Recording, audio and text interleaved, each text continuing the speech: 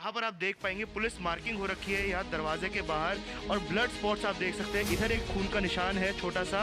इसके अलावा दरवाजे के बाहर पर आप देखेंगे एक सर्कल बनाया हुआ है, पुलिस द्वारा एक सर्कल बनाया गया था चौक से।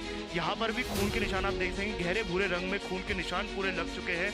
कितना ज्यादा उठाया उठाया कह रहे देखना निशा ठंडी पड़ रही है, तो जब हमने देखा तो ठंडी पड़ रही थी, तब मैंने कही मत।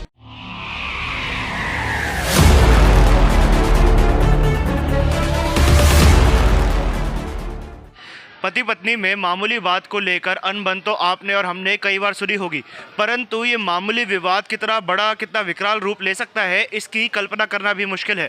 नमस्कार, मेरा नाम है आयुष शर्मा, आप मेरे साथ देख रहे हैं स्वराज मीडिया नेटवर्क। और इस वक्त हम मौजूद हैं राजधानी दिल्ली के मंडोली क्षेत्र में, जहाँ से एक ऐसी दिल दहला देने वाली वारदात सामने आ रही है जिसको सुनकर आप लोगों के भी रोंगटे खड़े हो जाएंगे। आपको बता दें कि एक नशे के आदी पति ने अपनी पत्नी की पीट कर निर्मम हत्या कर दी। जी हाँ, ये मामला कल का बताया जा रहा है, जब जो व्यक्ति जिसका नाम नन्हे है वो यहीं पर रहा करता था। 11 साल उसकी शादी को हो चुके थे और वो शराब पीने का आदी था, उसको शराब की लत थी। बता दें कि उसकी पत्नी निशा की उसने डंडे से पीट कर निर्मम हत्या कर दी और ये बयान उसकी खुद की ही बड़ी बेटी ने दिया है। उसके 3 बच्चे बताए जा रहे हैं, एक की उम्र 9 साल, दूसरी बेटी की 5 साल और सबसे छोटा बेटा जो था उसकी उम्र 3 साल बताई गई है। इस वक्त हमारे साथ कुछ पड़ोसी मौजूद है, उनसे बात करते हैं, जानते हैं पूरा वाकया क्या होता है। मैडम, क्या देखा था आपने सुबह? सुबह उनके हस्बैंड ने हमें उठाया कह रहे देखना निशा ठंडी पड़ रही है, तो जब हमने देखा तो ठंडी पड़ रही थी, तब मैंने कही मर चुकी है।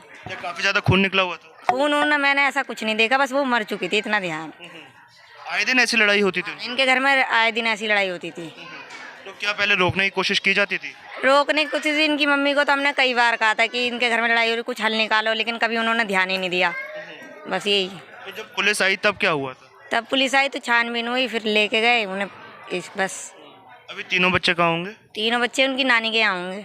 मैम, क्या कारण बताए जा रहे थे जिसके चलते लड़ाई होती थी? इनका अफेयर चल रहा था, इस वजह से हमेशा लड़ाई होती थी। इसका नन्हे का या उनकी पत्नी का? उनकी पत्नी का। अच्छा, पत्नी से किसी और से प्रेम संबंध थे? तो वो लड़का कहाँ का था जिससे प्रेम संबंध है? कोई जानता है यहाँ पे? अच्छा। हाँ, उसे कहते हैं इधर कहीं का ही है। और कितना समय हो गया था इन लोगों को यहाँ रहते हुए?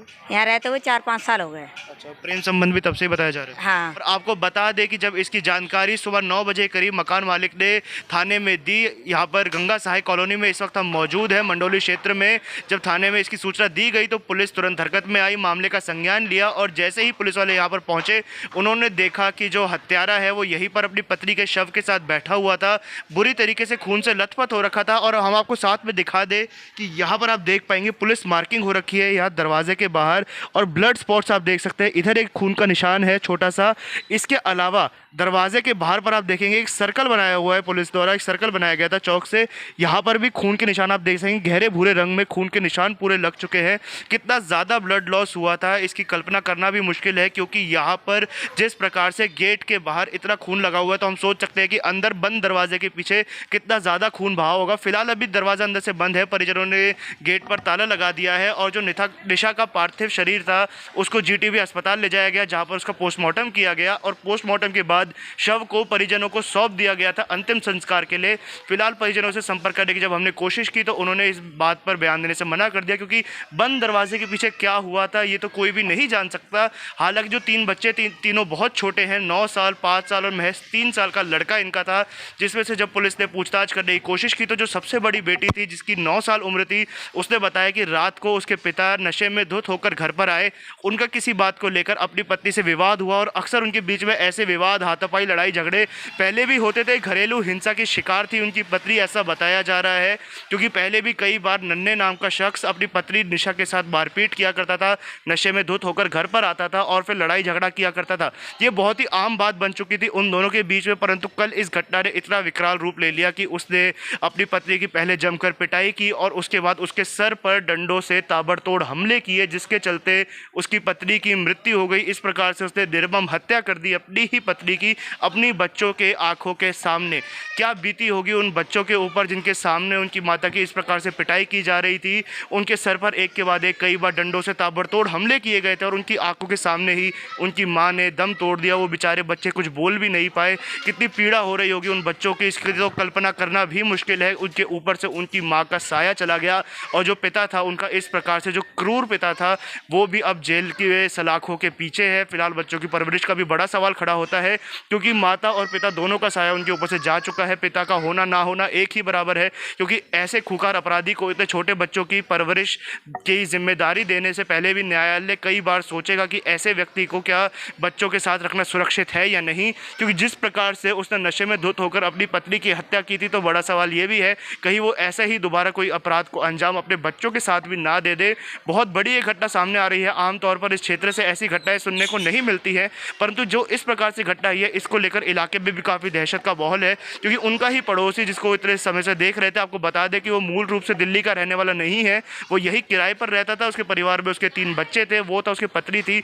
11 साल पहले इनकी शादी हो चुकी थी और इस प्रकार से आज उसने अपनी पत्नी की निर्मम हत्या कर दी।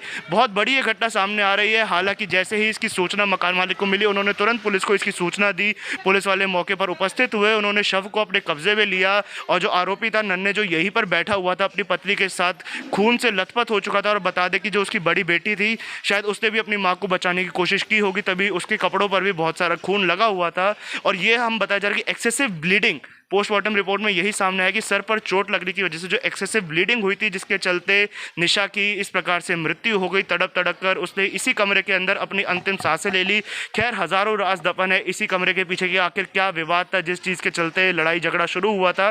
क्योंकि जैसा कि उनकी बड़ी बेटी ने बताया कि आमतौर पर जो लड़ाई का कारण होता था वो यही होता था कि नन्हे रोज़ शराब पीकर घर पर आता था, जिसका उसकी पत्नी विरोध करती थी। और बहुत जायज़ सी भी बात है कि किसी भी महिला को ऐसे अच्छा नहीं लगेगा कि 3 छोटे बच्चे हैं, उनके ऊपर क्या असर पड़ेगा अगर उनका पिता इसी प्रकार से आए दिन शराब पीकर नशे में धुत होकर घर पर आए, जिसके चलते निशा इस चीज़ का विरोध किया करती थी और नन्हे उससे आए दिन झगड़ा किया करता था। और कल ये झगड़ा इतना बड़ा हो गया कि उसने अपनी पत्नी की डंडे से पीट कर निर्मम हत्या कर दी।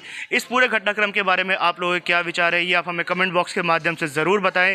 इस वीडियो को ज़्यादा से ज़्यादा शेयर करें और साथ ही हमारे चैनल को सब्सक्राइब करना ना भूलें। कैमरा पर्सन ज्ञानेंद्र के साथ मैं आयुष शर्मा और आप देख रहे थे स्वराज मीडिया नेटवर्क।